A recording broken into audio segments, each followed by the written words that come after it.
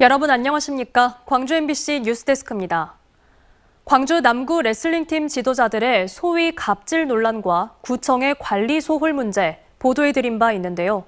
MBC 보도 이후 남구청이 사실상 제대로 된 감사에 처음 나선 결과 4가지 문제가 지적됐습니다. 하지만 지적 사항과 관련해 공무원에 대한 징계는 없었습니다. 우종훈 기자가 취재했습니다. 지도자의 갑질과 선수단 선거동원, 계약서 무단 날인 등 논란이 쏟아졌던 광주 남구 레슬링팀. 전현직 선수들은 27년간 무소불위였던 지도자와 관리엔 손을 놓은 구청을 비판했습니다. 내가 장난감인가 그런 생각도 좀 많이 들어오기도 했고, 나도 이제 월급 받고 선수 생활하는 선수인데 왜 나 이런 차별받고 해야 하는지도 모르겠고.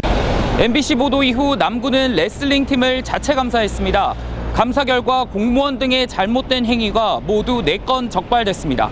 공무원이 코치로부터 도장 등을 받아 선수 동의 없이 무단 날인한 뒤 원본을 전달하지 않고 남구 자산인 팀 합숙소를 다른 팀 선수가 무단 이용한 사실이 드러났습니다. 직장 운동 경기부 선수 표준 계약서라든가 매뉴얼을 만들어서 운영이 잘 될 수 있도록 개선해 나가도록 하겠습니다. 반면 지적 사항에 대한 공무원 징계는 없었습니다.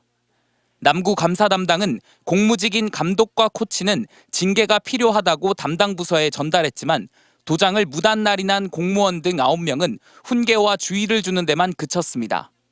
훈계와 주의는 총 6단계로 이루어진 징계에 포함되지 않는 말 그대로 주의에 불과합니다.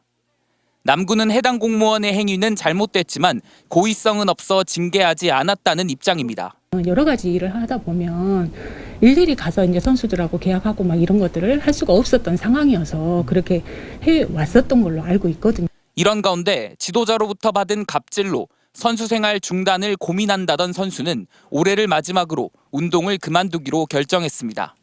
선수 입장에는 그것을 바꾸긴 바꿔야 쓰겠는데 되지도 않은 거 아빠가 괜히 이래가지고 나만 피해 본 거야.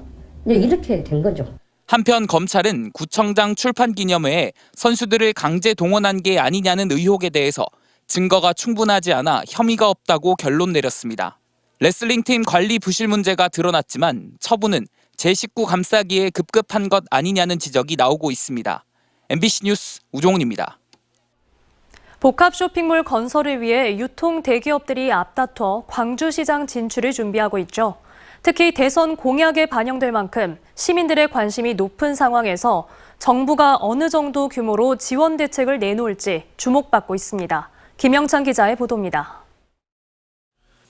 대선 공약에서 지방선거까지 이어진 광주 복합쇼핑몰 건설 사업. 현대백화점 그룹과 광주 신세계는 잇따라 사업 제안서를 내며 본격적인 경쟁에 뛰어들었습니다. 기업들마다 최고의 쇼핑몰 그리고 소상공인과 지역민 상생을 약속했습니다. 우리 광주 시민들이 빠른 복합 쇼핑몰의 요구도 있고 그래서 어떤 원칙을 지키고 공개 원칙으로 하되 신속하게 하는 것이 중요할 것 같아요. 이제 남은 건 정부의 적극적이고 획기적인 지원 방안을 마련해주는 일입니다. 우선 광주시는 생활 SOC와 소상공인 보호, 관광 인프라 구축 등을 크게 3가지 분야로 나눠 국비 지원을 요구할 계획입니다. 쇼핑몰이 들어설 경우 예상되는 교통체증 해소를 위한 고속도로 건설과 도로 시설 정비 등에 필요한 각종 생활 SOC 사업비를 지원받는 겁니다. 호남 지역 소상공인들을 보호하고 유통 확대를 위한 광역 유통센터도 추진 중에 있습니다. 국내외 관광객 유치를 위한 관광 인프라 구축 사업도 주요 핵심입니다.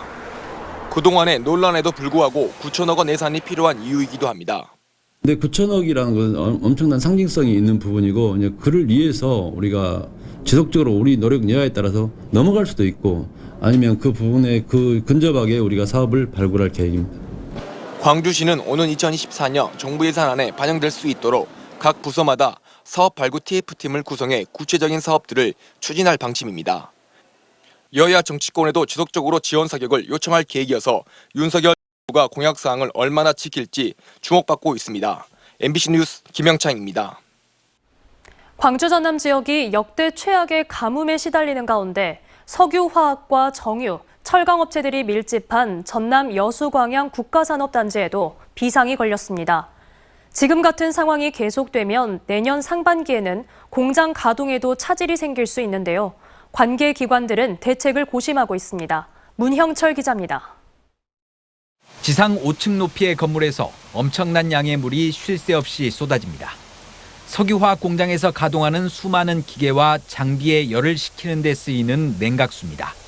여수 광양 국가산업단지에 공급되는 이 같은 공업용수는 하루 90만 톤에 달하는데 주요 용수 공급원인 주암댐의 저수율이 31%까지 떨어지면서 입주업체들의 비상이 걸렸습니다. 지금 같은 가뭄이 계속될 경우 내년 상반기부터는 용수 공급이 원활하지 않아 제품 생산에 큰 차질이 예상되기 때문입니다.